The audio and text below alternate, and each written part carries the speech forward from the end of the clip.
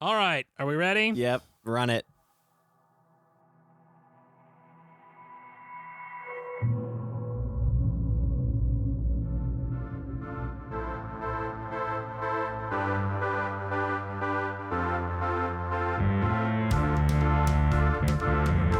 Hello there, ladies and gentlemen, friends and rivals.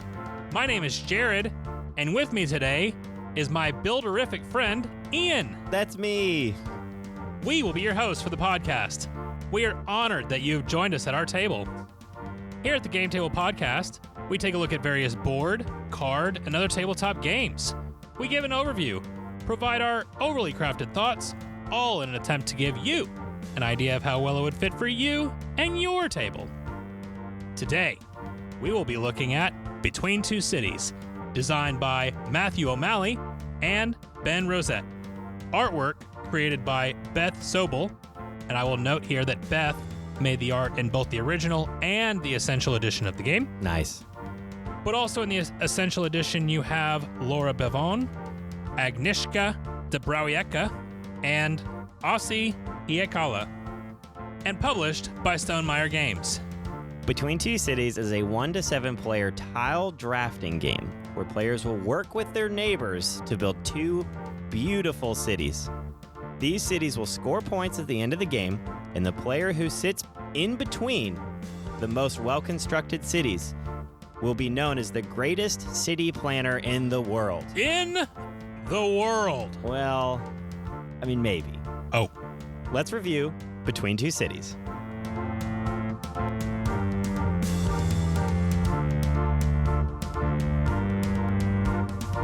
Well, Jared, Yes, Ian. since we're talking about Between Two Cities, Okay. you might have to think about this one, but Probably, since you didn't prepare me for it, as usual. so let's go. What is your favorite place in the world Oh my gosh. that is in between two major big cities? Or you could do, I mean, if you really want to do little cities, but in between two big cities, what is your favorite? And I can go first if you want me to. Yes, please go first. Okay. I will Google very quickly because I think I have an answer. I kind of have two, honestly, but one is between Rome and Florence. There is a beautiful, beautiful, beautiful place on Earth that is Assisi, Italy. This place is one of the most beautiful places in the world. It is like heaven on earth, man.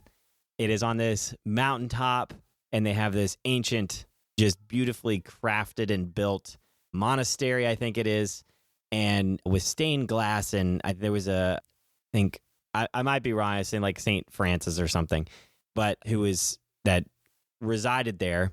And I have a canvas printed from a picture that I took on a trip there.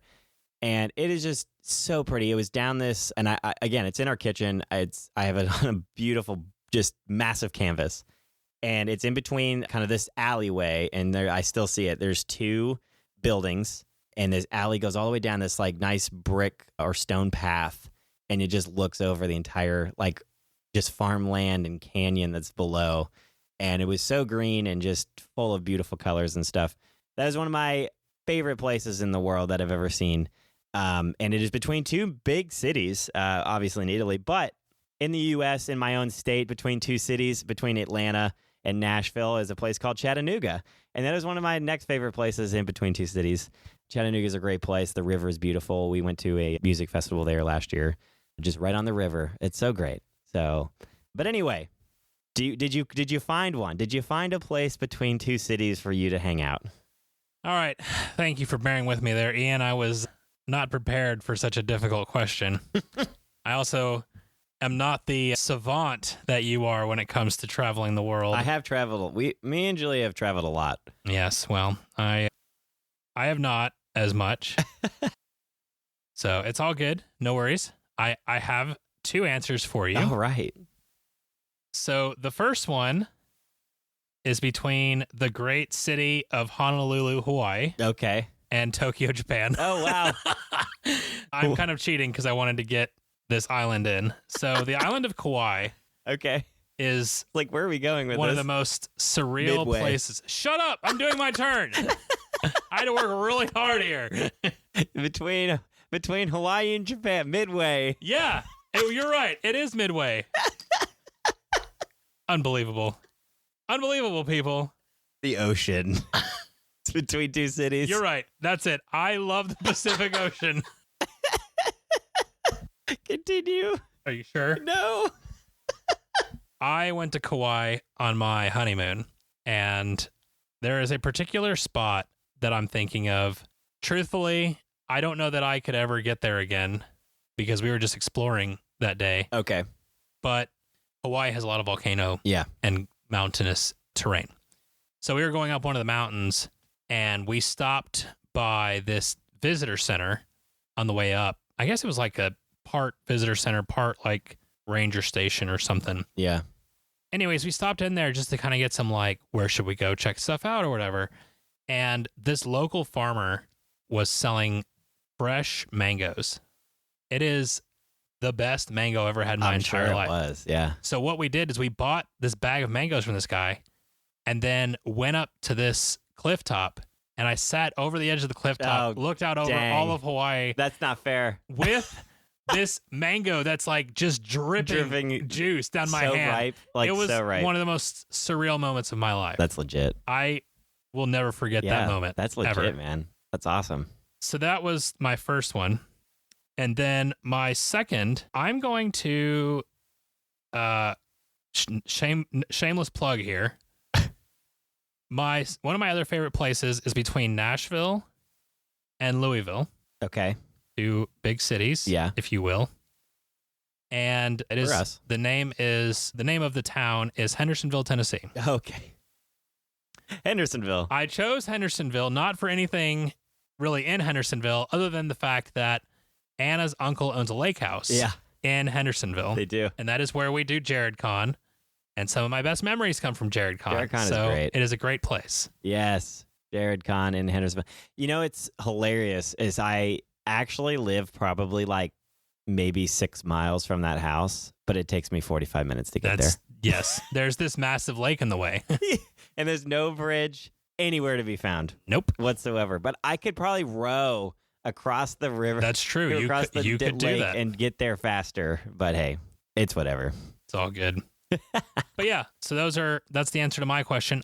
Ian, I now have a question for you. Okay. Which I have given you ample opportunity to prepare for. I didn't give him any chance to even think about it. It's fine. No big deal.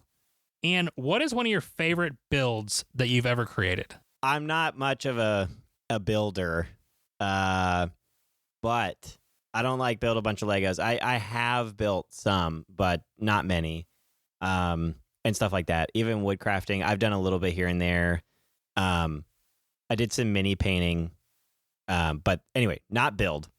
The one thing I did build though is I saw on it might have been like a Pinterest or something like that. Anyway, it was like a nightstand that was made of like wooden crates and just like a regular wooden crate from Home Depot. And you put a couple together and you stack them on top of each other and screw them together. And then I stained them.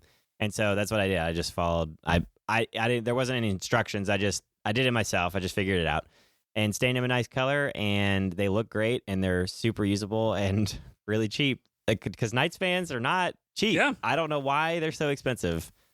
But a good nightstand, so it works. It got a nice little cubby, and it fits. So yeah, I'm proud of that. I did a good job on that one, and that's it awesome. Didn't require that much effort. So sweet.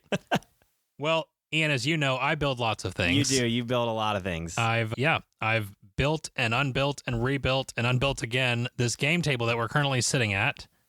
Right. One day it will be completed again when I have a life again. And thanks for joining us at this table, everyone. Yes. One day you will maybe all join us at the literal game table. That's right. So, and one that you've made. That's right. That's right. This is your greatest achievement? I don't think so, actually. Okay. I think for me, there's a couple of different builds that I hold very near and dear. So one of them is the current kitchen table and booth set that I have that I made. Partially because a lot of times when I do woodworking projects, I bring somebody else in because there's always inevitably a point in the project that I just psych myself out of. Okay. And I need to bring in somebody, an expert, if you will. You got to bring a second I opinion need a friend to come in and be like, do this part for me. Yep. But with the table and booths, I did it all myself. Okay. And they're not the best, but they are very passable. And I'm very happy with it. Yeah. So really happy with that one. And then I think the other one, and this, it's so funny, Ian, because in real life, I'm not a sentimental person, but with all these questions, I get very sentimental. So my dad, when he got older, he couldn't move around as much. Okay. And so we decided to buy him a Lego set as like a thing to do.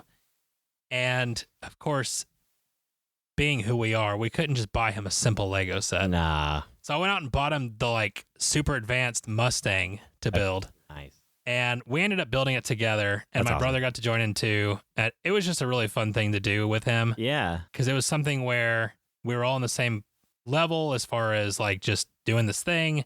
And it was a great way to hang out. So it was a cool thing. Yeah, that's sick. Yep. Yeah, that's awesome. So super cool. Yep. So, all right. Well, enough of the mushy gushy. Yeah, tell us about the game, Jared. Let's learn how to play. Yeah, tell us the essentials, because this is the essential edition that we're talking about. But there is how many versions? I guess there's two. There's an older version. There's two versions of this game. I think they only sell the essential now, right? I have not found the original in stock. Yeah, I think they just sell the essential edition. That's right. Now. That's right. So, but the only difference, really, between the Essential Edition and the original edition is that the Essential Edition has the expansion built into it. Right. And also it has done the wonderful service of removing the scoreboard and putting in a score pad instead. That's his opinion only, and nobody else agrees with him. But we will move on to how to play this game. Save it for later.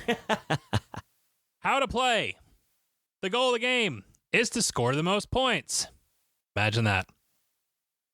As Ian mentioned earlier, you are building two cities.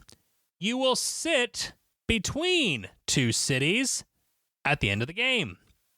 You build one with the person to your left, and you build one with the person to your right. Your final score, pay attention, is the score of your lowest scoring city. So, for example, if the city on your left scores 80 points, and the city on your right scores 58 points, you are going to score 58 points. However, if there is a tie, whoever's highest scoring city breaks the tie and they win the game. On your turn, you have a handful of tiles. You will pick two tiles, place them face down, and pass the rest of your hand to the next player. All the other players at the table are doing the same thing as well at the same time. Once everyone is picked, everyone flips their tiles over. You now are going to place one tile in the city on your left and one tile in the city on your right, and you will begin to form a 4x4 grid.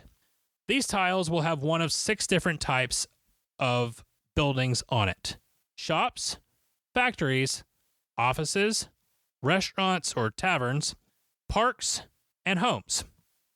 They all score differently, and they will score based on how well you place them in your city. The shops you want to have in a nice, neat row, either horizontally or up and down in a vertical column.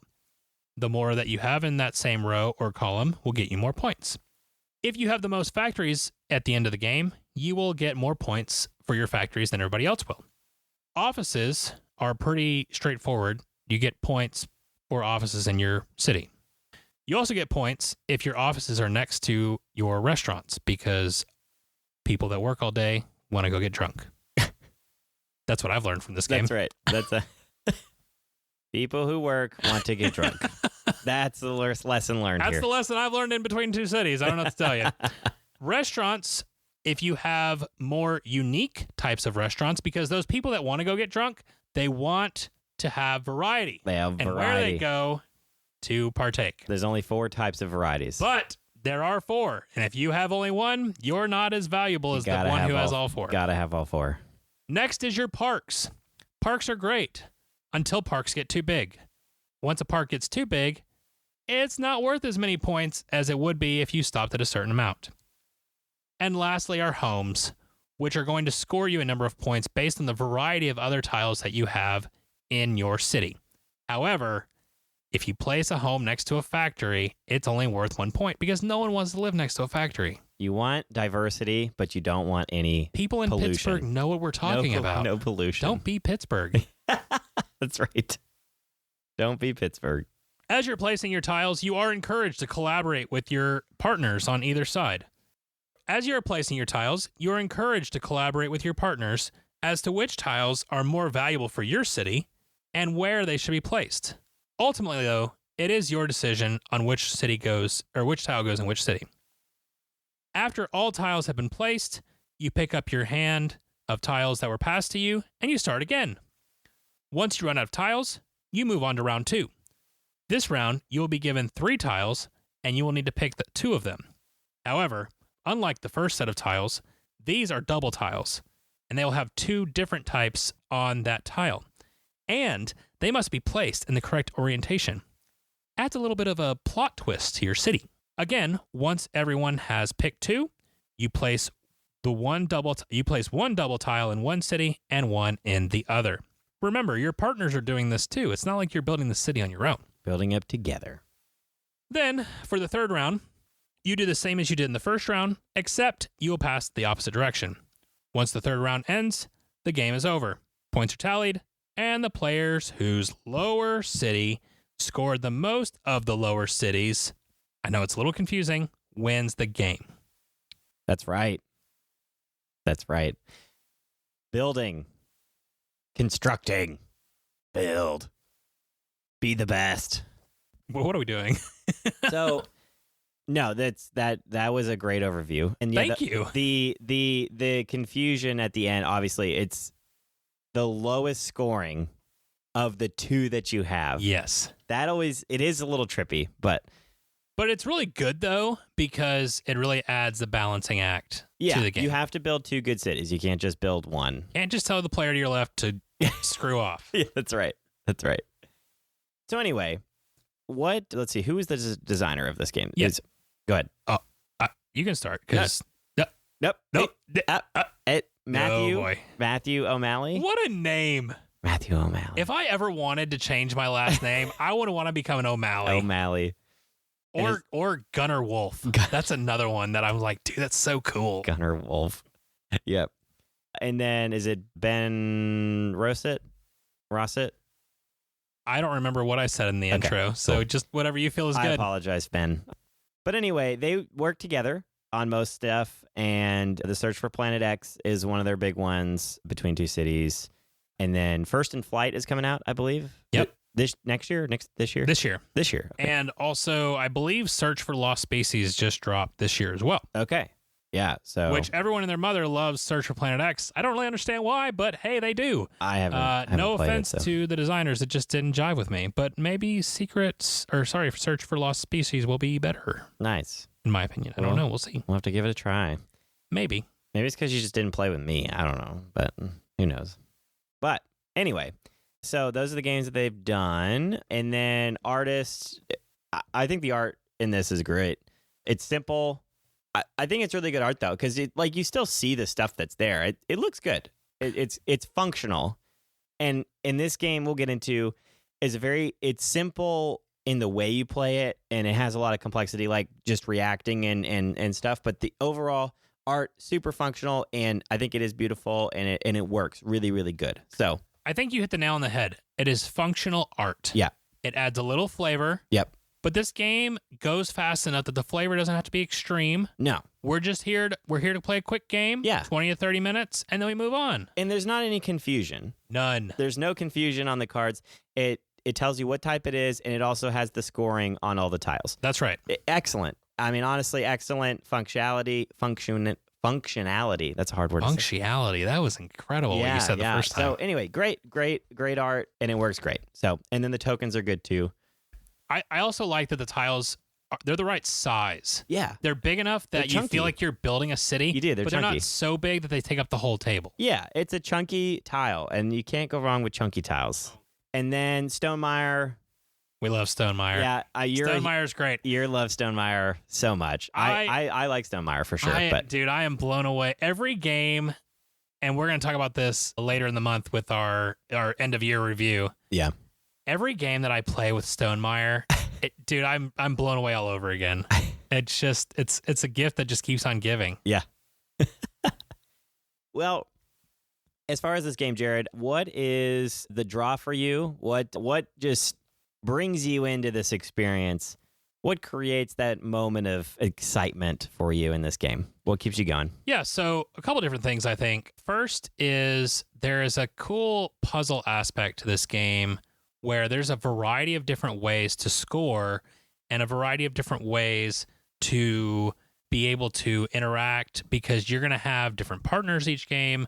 You're going to have different tiles that you're dealt as you draft, and it just creates this experience where you can come back to it again and again and come back to this same puzzle, but it also is different because you're being dealt different things, you have different partners, and it just, I don't know. I really like that, and I like having a game that is both simple and feels fresh every time I bring it to the table.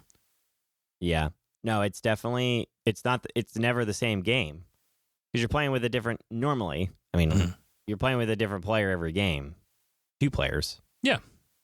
And so you're mixing that up on top of the randomness of the actual tiles that they're being shuffled every game. So you're never going to get the same game. It's just going to be a different game, and you're going to react to it in a different way, and every game is going to end in a different score, and you're going to have a totally different city every time. So one game you'll focus on housing, and one game you'll focus on something else. So another big draw for me, Ian, is this game, whether you're playing at 2 or whether you're playing at 7 or anywhere in between, you know how long this game takes? 20 to 30 minutes. 20 to 30 minutes. I don't care how many people you have around the table. Yep. And that's fantastic. Oh, that's awesome. I don't know that many games that are heavier than party games that you can play in 20 to 30 minutes with 7 people. Yeah. No, there's not many. There's a couple that, very few that I think of that are really the case. Yeah. No, for sure. This is probably one of my best filler games where it's like, okay, we just either had a big game or we're waiting on someone to come to game night. So while we're waiting for them, let's just break something out really quick. Yeah. We know this isn't going to take long. This comes out a lot. Yeah, it's a great game for that. It's a great game just period. But yes, a filler game or just trying to kill some time, perfect. And yeah, you can be the main course if you wanted it to be, if you don't have a long night ahead of you. Yeah. If you only have like an hour and a half, maybe 2 hours, play a game or 2 or this, maybe 3, and then play something else. But yeah, super, super easy on that. No, I agree. Those are all excellent things that this game brings to the table. I think the game flows really well. Like you said, you pick up your tiles, you pick 2, put the stack next to you, and then you everybody reveals, and then you talk through with your partners on what you think goes where. But most of the time, it's pretty obvious when you're talking with your other players. They're like, oh, he's already kind of put a couple restaurants down. Boom, I'm putting the restaurant. So the game quickly develops for yourself. And again, I don't want to take away from the fact that you don't make decisions, because you do. But the game just flows super easy. It's not like you're sitting there thinking forever, okay, I got to pick this tile. I don't know which one to pick. Normally it's between 1 or 2 options. You pick, and I mean, it's always between 2 options. But when you have the whole hand, when you're picking which ones you want to keep, usually it's between, 3 to 4 total options. And then you get down to the 2, and then maybe, you kind of discuss it from there. So the game flows really well. The cooperation between the 2 neighbors is awesome. You're not trying to cooperate with the rest of the table. The game forces you to be intentional, but also quick in decisions, because there's not a ton of discussions going on. It's just with your 2 neighbors, which I think is really, really awesome. And then the counting and balancing between making 2 really good cities. That's the fun part of this game. Is when you're sitting there, you're trying to count out, okay, I think I have about this many points on this city, this many points here, so I need to give myself a little bit more points on this side. And so you as the game progresses, you're really balancing the 2 cities. And so you're trying to score the most amount of points for both. Like, you want to score high on both cities. And so you're always kind of counting, making sure one's not getting ahead of the other by that much. And so that's always it's a nice balanced game in that way. I love drafting games are my favorite. Is great. Yeah, and so that's always a big draw for me. It gets me. You just have so much in a drafting game because it's never the same game. You get to decide your strategies as you progress, and you can do something. You can decide ahead of time. Okay, I'm not going to do this city like that did last game, and so you can go ahead into the game thinking, okay, I'm going to change my strategy because it's all about drafting, and you're going to have a whole hand of drafting. You can decide kind of ahead of time what you kind of want to go for, which is awesome. And so those are the things that I always love, and that goes into my favorite mechanic. Mm-hmm. Is the drafting. It's just one of my favorite things. No, it makes sense. Especially in this game because it's tiles. And so when you're putting tiles, as a game, sure, I could like randomly flip some and that'd be, just one at a time. That's not as exciting to me as having a whole handful and then getting the ones from my neighbor that I have to then, draft through. That whole thing really makes this game pop for me, is that kind of whole dynamic there between the players to your left and right drafting before you and after you, and then you picking one and then passing to the next player, and then they're your neighbor. So now you know what's in their hand. Maybe you kind of cued to them, hey, I kind of wanted you to take this one.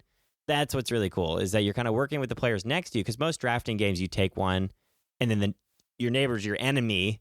You're handing them in this case, they're your enemy, but not. They're your frenemy. That's right. That was bad. But you're handing them something that you kind of like. Maybe there was a couple tiles in there you really liked, and so you're handing them. You're like, wink, wink. Nudge, nudge. Pick this one, please. Yeah. There's some really good tiles in that stack. I always say that. So yeah. No, that's one of my favorite mechanics of this. Do you have anything to add to that or opposition to that? No opposition. I love drafting as well, especially in games that are not super complex. When drafting is the main mechanic, I think it's a lot of fun. Yeah.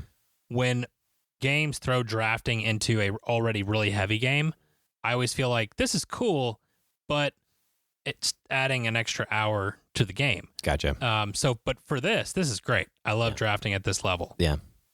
You kind of alluded to one of my favorite mechanics in this game, which is the negotiation of tiles between picks. Yep. When you flip over those tiles and you look to your partner and what they've flipped over, and you start talking with them about, okay, should we do this tile or this tile? I think we should put it here. And then all of a sudden you got to pay attention to the other side because you look over and your partner's already made a decision. You're like, wait. What are you doing? You've been having this long conversation with the player on your right, and the guy on the left is like done. He's already like, wait, come back. Yeah. You can't do that. And so there's this back and forth. And so I just really like that little aspect that comes in, because you're right. They are your friends, but they're not. Like, they want to do well too.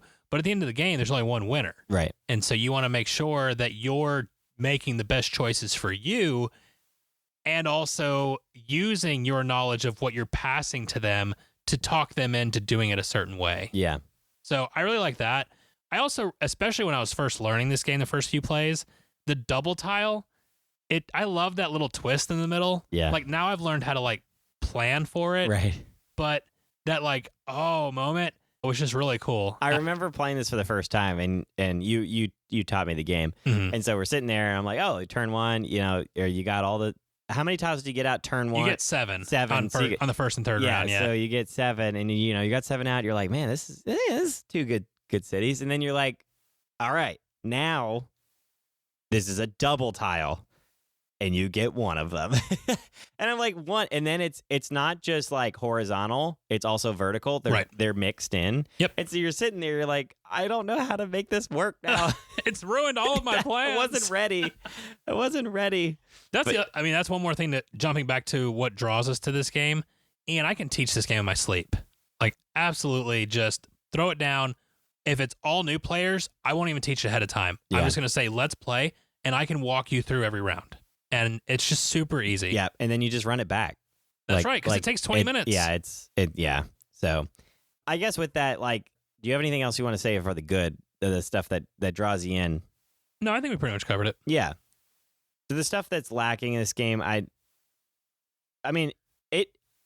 what I will say, this game does what it wants to do. Yeah. It's another example of a game that is trying to be something pretty light, fun, easy, quick, does all those things.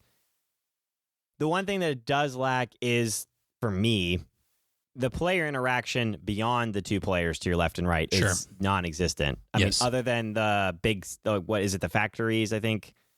Yeah, and that's minimal. Yeah.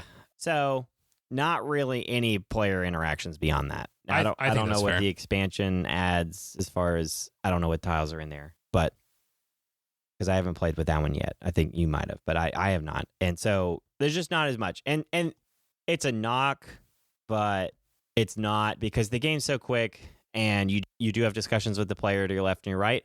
And so it's kind of the downside of the game itself is that it's just not trying to be that because it wants to be quick. And if you're trying to discuss with all players at the table, that just take too long. So that's just the one thing that it's not going to have. It's just not going to have a ton of player interaction. So if that's your main thing about games, you got to have player interaction, then I don't know if this is for you or not, but just take that in mind when you are looking at this game, because you're just not going to be talking really with the rest of the board. If you're playing a 3-player game, then yes, but if you're playing in a large player count, I don't ever talk to the people across the table. I kind of look at their board maybe once or twice. How many factories you got?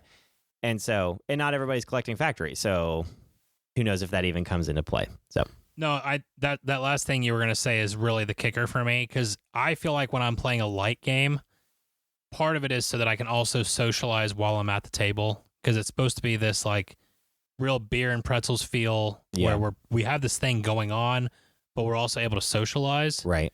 This game has just enough to make you sit there and think instead of having that conversation. Right. And if we are playing a 7-player game, dude, I have no idea what's going on across the table. I don't care. I don't know what you're talking about over there. Yeah, You could be talking about all of your life issues and stuff. I can't listen. I'm unable to listen because I'm building a city. Sure. I mean, typically by the end of round 2, after we place the double tiles, I will ask, hey, what's everybody's factory count? Yeah. But outside of that, like, I'm not going to know what you're doing until the end of the game. Right. And that's just, if I'm teaching, I do, because I'm much less interested in what I'm doing for me. But if it's 7 people that know how to play, then yeah, I'm just paying I haven't attention. thought about it. Yep. So I agree. The player interaction is limited. That's really my only critique with this game. I don't really have anything else that I take issue with. Yeah. I love this game. I still remember way back in the day of 2015 when Christian Brummett showed me this game, and I had no idea. I saw the box. The box art on the original, I'm kind of whatever about. It just doesn't pop for me. Yeah. And so I saw it and I was like, well, okay, we'll see. And this is before I really fell in love with Stonemaier. Mm-hmm. So I was kind of whatever, but we played and I was like, oh my gosh, that was so good. Yeah. We played several times that night. So it was definitely a love at first sight kind of thing. Yeah. But yeah, so I just don't have a lot of critiques for it. No, I don't. Not when we're talking about that stuff. The player counts is good. What is it? Dude, any game that you can play 1 to 7 people and hit that clock of 20 to 30 minutes, that's incredible. So how many have you played some games with 1 to 2? I have not played solo. So Stonemaier includes a solo variant with all of his games. Yeah. It's like a big thing that he does. Right. Automa Factory or whatever. Yeah, however you say that. Yep. But the 2-player thing is kind of cool because instead of playing off of each other's cities, you're building 2 of your own cities. Okay. And so you're still going off of your lower scoring city, but you're building them. Okay. So Gotcha. that's how you play 2-player, and then 3 through 7 all plays the same. Right. And then the expansion, it adds a couple of things. It gives you, so you get a mat, which gives you instead of just doing a 4x4 square, you have a unique way that you're building out your city instead. Okay. And then there's different bonuses for connecting specific types of tiles in certain ways. And then there's a couple other building types and that sort of thing. So that's basically what the extra expansion adds. And we honestly don't play with the expansion a lot, not because it just doesn't need it. Like, I love it. I mean, it's great, but a lot of times I'm bringing this out for new players. Yeah. And the base game just sings so well for that. And again, you mentioned it earlier. What does this game do well as far as even just the game itself as a whole? Where is it sitting? It's a great filler game. You know, you're playing it to try and, play before another game, or you're waiting for people to come around. And Yeah, I feel like every game that I've played of this, like a couple people have played before and a couple people haven't. And so you're teaching and it's like a couple minutes tops and as you go. And then on top of that, everybody's kind of figuring it out and boom, the game's over. You might play one more time and then you're off to something else. You're not sitting here playing this game 6 times. Like you might. I'm not. We typically play 2 or 3 times. Yeah, I'm not going to sit if we here want to sit play there for a all night while. long, Yeah. but it does exactly what it's meant to do, which Right. is just a phenomenal overall game that, isn't going to overstay its welcome. And even if everybody's played before, you can start adding all the nice little extra stuff and kind of throw a little twist in there. But in general, you're playing with some, 1 to 2 new people and just hanging out and building some cities. So For sure. Well, that's awesome, man. Well, let's go ahead and jump right into grading and final thoughts then, which you've kind of already started at. So I think you've given some of your final thoughts. What grade would you score this at? I think this is an amazing game. If I were to make like a top list of games ever, it would not be on there probably, like a top 10 or anything. But it is a great game, and so I'm going to give it an 8 for that. Nice. Because it does everything that I want to do in a game. It's interesting, it's fun, it works well in all player counts, it plays quick for those player counts. I think this is a great family game. You can bring this to any family, and especially with the holidays around. I mean, Absolutely. any time, this works phenomenally. It's just so good, and it's just easy. It's an easy game to play, and it's fun. So you can't go wrong. And so, yeah, I don't even know. I don't really have a comparison. Now I'm trying to remember if I added this to our list of games that we suggested for holidays. I don't 'cause know. I feel like I should have. I think we talked about I it. can't remember. But for Christmas, you should go ahead and bring that, or Hanukkah, or whatever you Yeah. celebrate. Go Yeah. ahead and New bring that Year's- over. It's a New good Year's time. party. Yeah, New Year's party. That's a great time. Yep. This game will never leave my collection. Mm. I don't say that about very many games. I am someone who cycles out games a lot because I like to try new ones. Yeah. And being able to sell off old ones to be able to pay for new ones is a way that I like to do it. But this game will never leave my collection because of what it does. Yeah. And I really enjoy this game every single time. I never get bored of it. I love teaching it to new people. I love getting that little bit extra challenge when everybody at the table knows it, and we just do it as quick filler in between big games. So I agree with you. It will never make like a top 10 of all time list. But regardless, it is the best, in my opinion, at what it's supposed to do. And so I will give this game a 9. Oh. Wow. So I'm really happy with it. I love it a lot. Look at you. And it, again, just because it's rated higher than something else, I mean, I think there is a better chance of something that I've rated lower, like Wingspan, to make a top 10 one day. But for this game, in what it does, in what I want it to do, it's great. Absolutely great. Yeah. That's my score. It's a good score. I'm not gonna say anything against that. No, that's it. It just does what it wants to do, and that's kind of I'm always looking for that in a game. Did the designer who made it, did they set out for a goal for the game, and did they achieve it? And did I also, when I'm looking at it, it's like, did I gather that vision that they had? Did I feel that vision from them? Yep. And that's what I feel when I play this. Like it does exactly what I feel like the designer wanted it to do, and I'm having fun with their piece of art and in creativity. And so it does it so well. It's a good game. It's a great game. It really is. Absolutely. Awesome. Well, hey, thank you so much for joining us at the table today. If you have feedback or want to give us your thoughts on the game, we would love to hear from you. Links to all of our socials are in the description. Additionally, we have a Discord. We would love if you would join us over there and jump in on the conversation.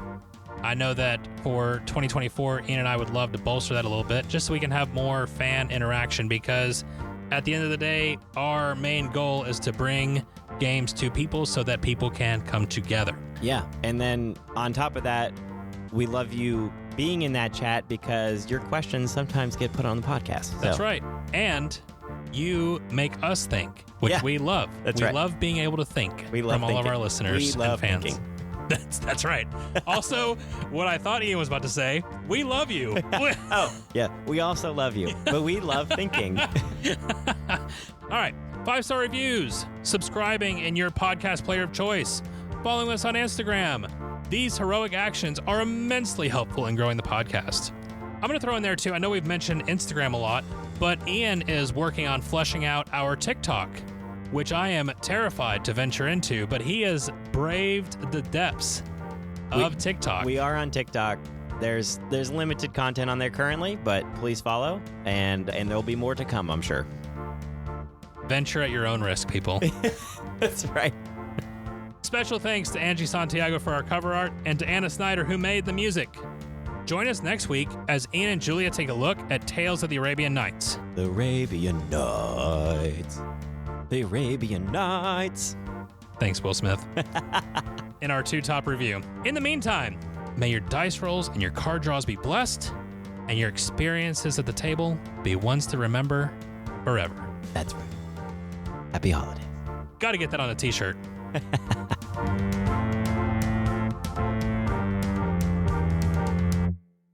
Between 2 cities. Between 2 cities. Unique, New York. New York. Between 2 cities. No. Between 2 cities. Essential edition.